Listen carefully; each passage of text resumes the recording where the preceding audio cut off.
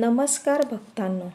नवनाथ कथासारमधील अध्याय 8 वाचल्याने व ऐकल्याने परदेशी गेलेला मित्र परत भेटेल व चिंता दूर होतील. तर ऐका, सूर्यदेवाला बंदिवान केले प्रभू श्रीराम दर्शन. वज्रेश्वरी देवीच्या सहवासात आनंदाने 1 महिना घालविल्यानंतर मच्छिंद्रनाथ तीर्थयात्रेसाठी उत्तर भारतात गेला.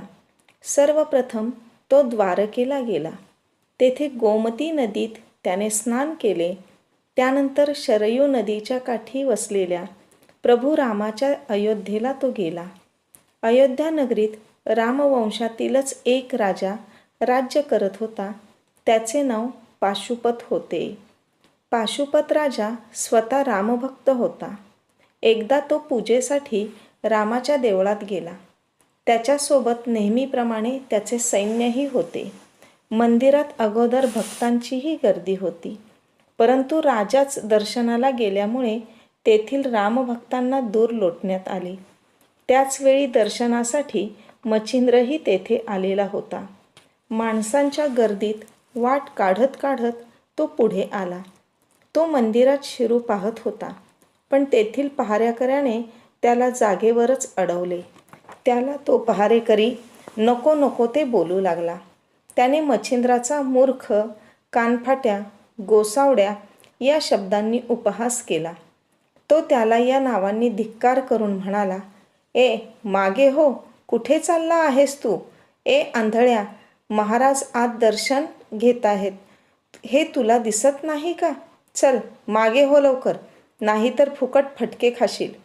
त्या पहारेकऱ्याचा मच्छिंद्राला खरं तर खूप राग आलेला होता, पण आपला राग त्याने आवरला.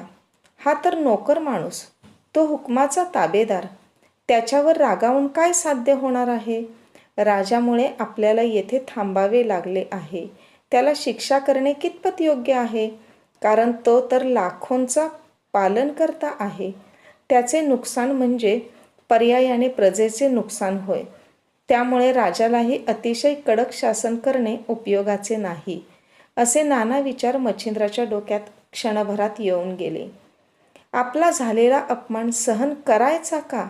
तर नाही.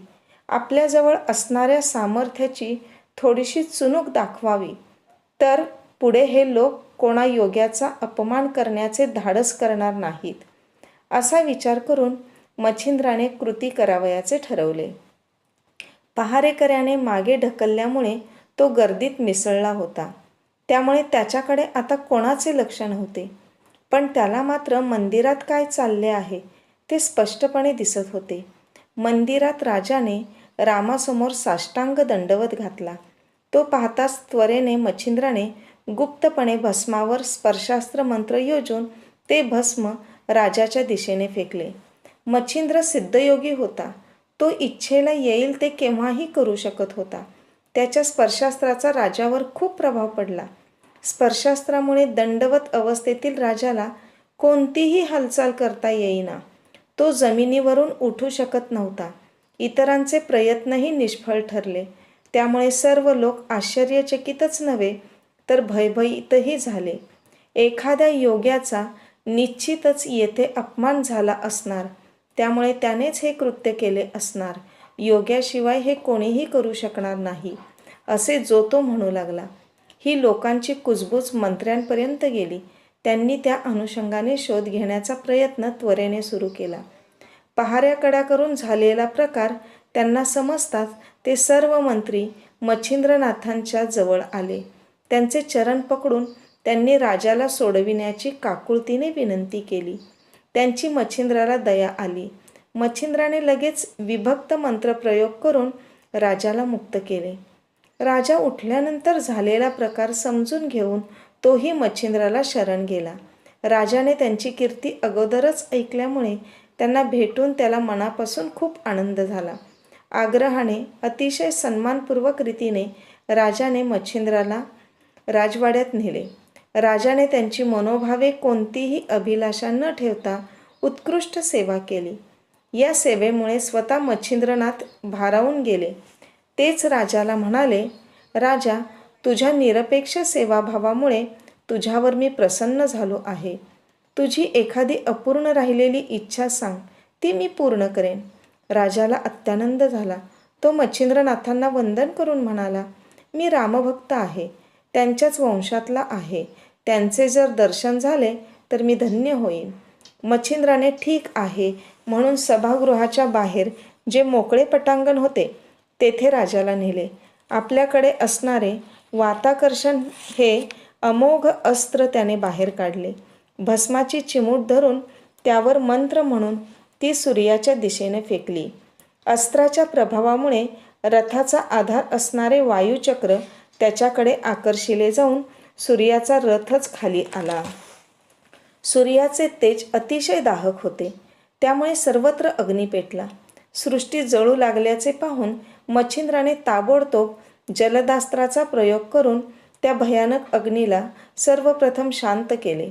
सूर्य मात्र वाताकर्षण अस्त्राच्या प्रभावामुळे रथाच्या घोड्यांसह निपचित पडला होता. सूर्यासारखी स्थिती त्याच्या सारथीची अरुणचीही झाली होती. सूर्य कार्यरत नसल्यामुळे स्वर्गातील सर्व देवांचे तेज कमी झाले. सूर्याची सोडवणूक करण्यासाठी ब्रह्मा, विष्णू व शंकर हे देवांचे मुख्य द्विय पृथ्वीवर मच्छिंद्रनाथांच्या समोर आले. खरं तर मच्छिंद्र हा तिघांचाही अत्यंत लाडका शिष्य होता, पण त्याने विनाकारण सूर्याची अशी स्थिती का केली याचे कारण त्या तिघांनाही माहीत नव्हते. सूर्याच्या या वाईट अवस्थेमुळे तिघेही दुःखी अवस्थेत होते. तेव्हा विष्णूने मच्छिंद्राला सूर्यावर अन्याय करण्याचे कारण विचारले.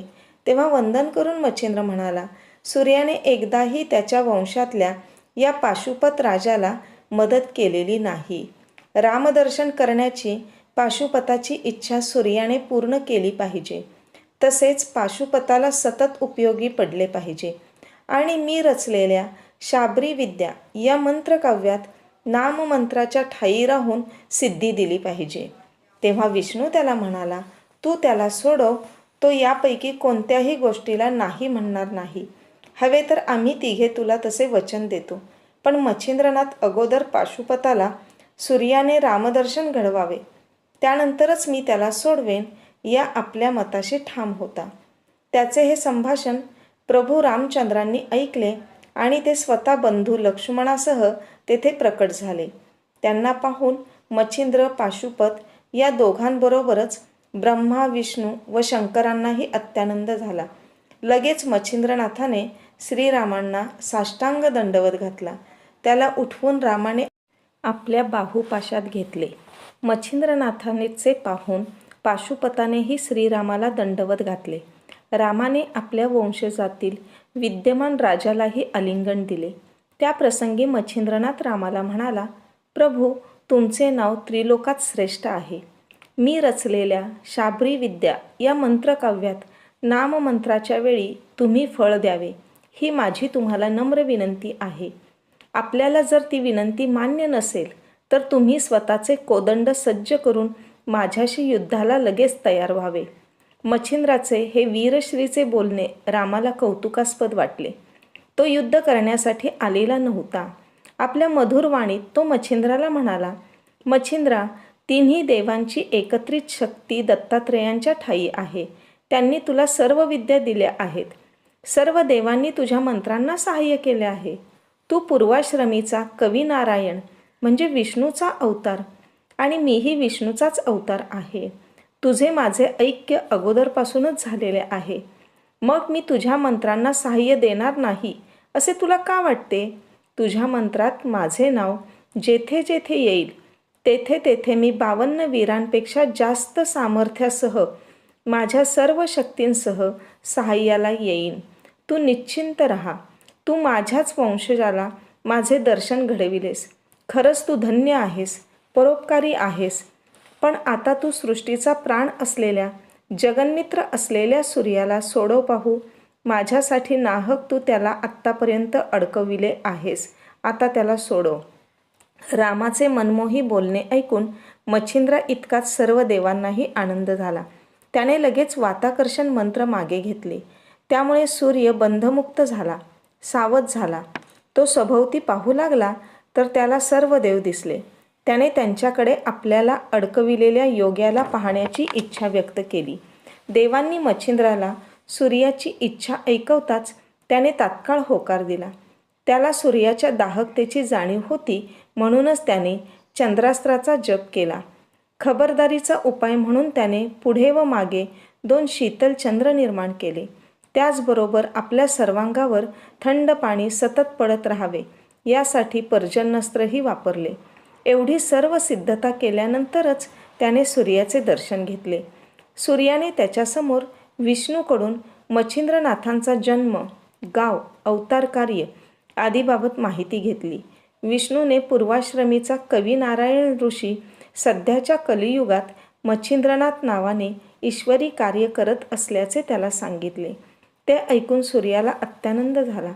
सूर्याने त्याला वरदान दिले आणि शाबरी विद्येला सहाय्य करण्याचे आश्वासन दिले. पाशुपत राजा सूर्याच्या वंशातील असल्याने विष्णूने व मच्छिंद्राने त्याला सूर्याच्या समोर आणले. राजाने सूर्याला वंदन करून त्याची स्तुती केली. त्या प्रसंगी सूर्याप्रमाणेच राम, लक्ष्मण, ब्रह्मदेव, विष्णू आणि शंकर या सर्वांनीच पाशुपत राजाला शुभाशीर्वाद दिले. त्यानंतर सूर्याने वातचक्राला चालना देऊन आपला रथ तयार केला. सारथी अरुणाने 7 घोड्यांना वेग दिला. लगेच सूर्य गगनमार्गाने आपल्या जागेवर विराजमान झाला. नंतर सर्व देव व सर्वात शेवटी प्रभू रामचंद्र लक्ष्मणासह स्वस्थानी परत गेले. या प्रसंगानंतर मच्छिंद्रनाथ राजाला घेऊन परत राम मंदिरात गेला. तेथे स्वतः त्याने यथायोग्य पूजाविधी केले. त्यानंतर परत राजाबरोबर राजवाड्यात जाण्याऐवजी मंदिर प्राकारातच त्याने राजाचाही निरोप घेतला. जय अलख निरंजन.